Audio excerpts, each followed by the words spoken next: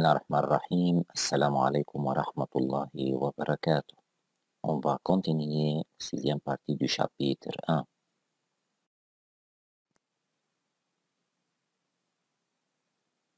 Vous devez préparer le crayon et les fichiers de l'élève.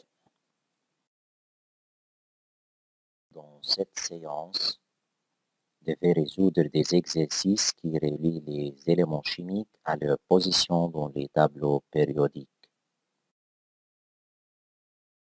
On va faire une petite révision sur les familles, les colonnes et les blocs que vous avez étudiés dans les séances précédentes.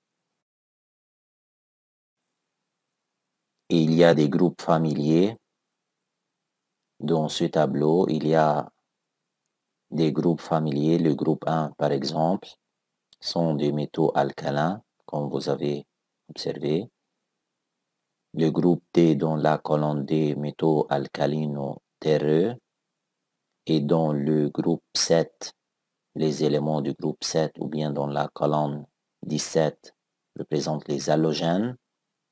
Et la colonne 18 ou bien les éléments qui se trouvent dans le groupe 8 sont des gaz rares. Les éléments au-dessous du tableau périodique représentent famille de lanthanides et des actinides.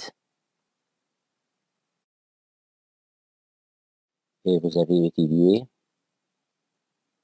la configuration électronique et la position de chaque élément dans les tableaux périodiques en écrivant la configuration électronique.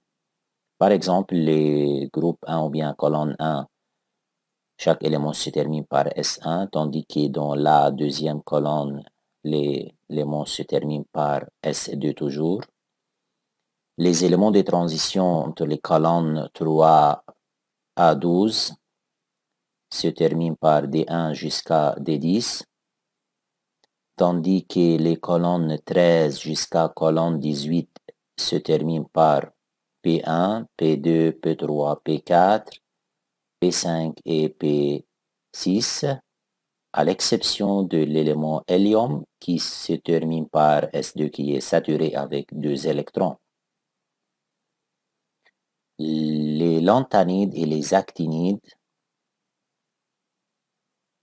se terminent par 4F et 5F, à condition que F peut comporter 14 électrons.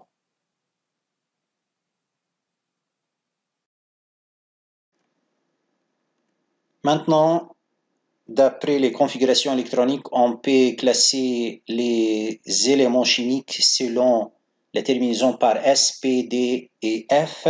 Pour cela, les chimistes ont donné des blocs.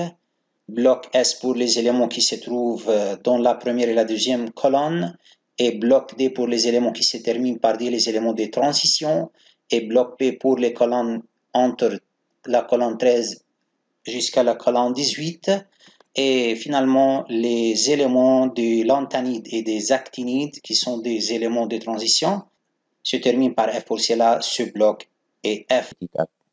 Maintenant, on va faire une application. Dans cette application, on va déterminer le numéro atomique dans 6 exercices. On va commencer avec le premier exercice. On va déterminer le numéro atomique de l'élément qui est localisé après l'élément NO dans le tableau périodique. Et comme vous avez étudié, avant que le tableau périodique arrange les éléments par ordre de numéro atomique croissant, et pour cela, le numéro atomique de l'élément qui est localisé après l'élément NO comporte un numéro atomique égal 103. Il faut additionner Z plus 1, qui est directement après l'élément NO qui a un numéro atomique égal 102. Le numéro atomique d'un élément qui se trouve après un autre élément égale toujours Z plus 1, il faut additionner 1. Celui qui se trouve avant égale Z de moins, il faut retrancher 1. Exercice, vous devez déterminer le numéro atomique pour le troisième métal alcalin.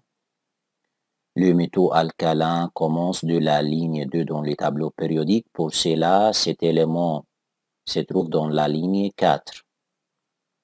Et comme le métaux alcalin se trouve dans le groupe 1 ou bien colonne 1, c'est-à-dire la configuration se termine par S1.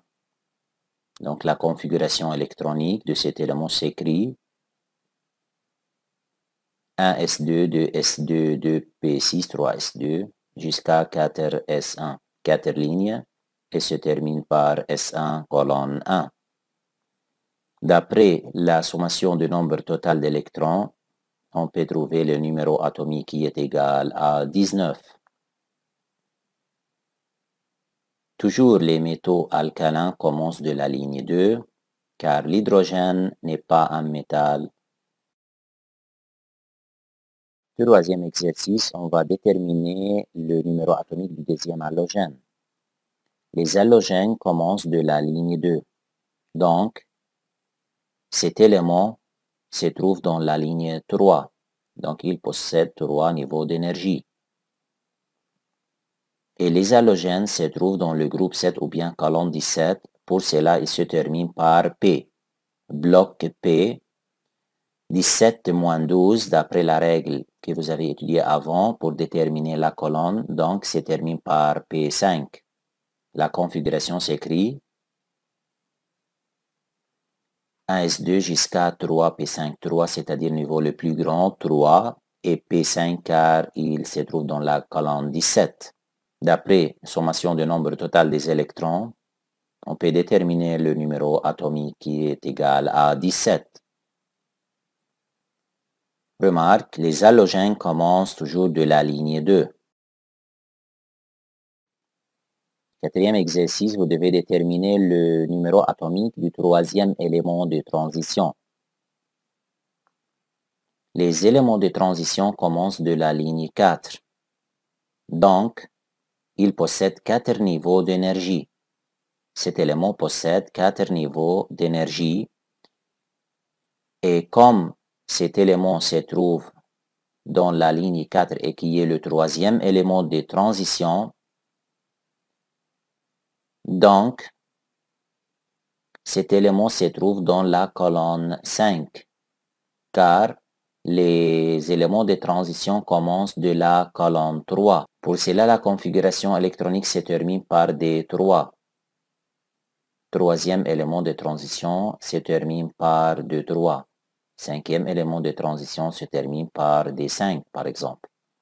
Se trouve dans le bloc D. La configuration s'écrit de cette façon-là. 1S2 jusqu'à 3D3. D'après le nombre total d'électrons, on peut déterminer Z qui est égal à 23. Comme remarque, les éléments de transition commencent de la ligne 4. On va commencer maintenant par le cinquième exercice. On va déterminer le numéro atomique du cinquième actinide. Les actinides commencent de la ligne 6 dans le tableau périodique. Pour cela, cet élément possède 6 niveaux d'énergie. Et comme les actinides se terminent par 4F, pour cela, cet élément-là se termine par 4F5, exposant 5. 5 qui représente le numéro 5. Cinquième actinide, pour cela, on a écrit 5. La configuration s'écrit de cette façon-là. 1S2 jusqu'à 4F5. La configuration s'écrit jusqu'à 4F5. Et toujours, pour écrire la configuration électronique, il faut suivre la règle de Kleshkovsky. D'après la sommation du nombre total d'électrons, on obtient 93. Le numéro atomique égale 93.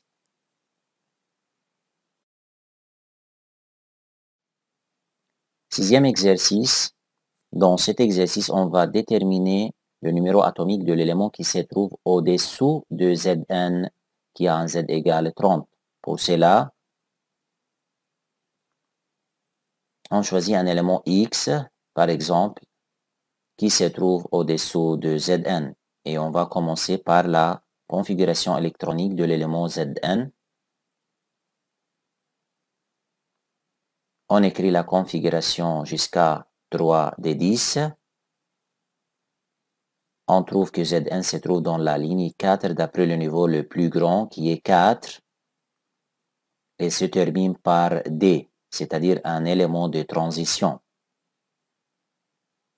Donc, X qui se trouve au-dessous de Zn, X se trouve au-dessous de Zn, se trouve aussi dans la ligne 5, 4 pour Zn et 5 pour X car il se trouve au-dessous de Zn.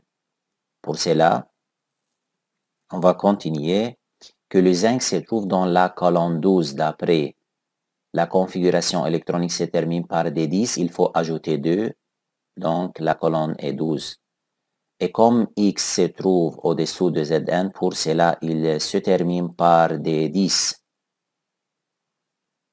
Il se termine par D10.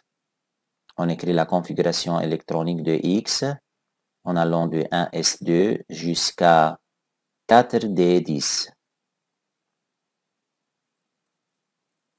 Niveau le plus grand égale 5 et se termine par 4D10. D'après le nombre d'électrons, on peut trouver le numéro atomique qui est égal à 48. Donc, on a travaillé 6 exercices très importants. Vous devez réviser ces exercices.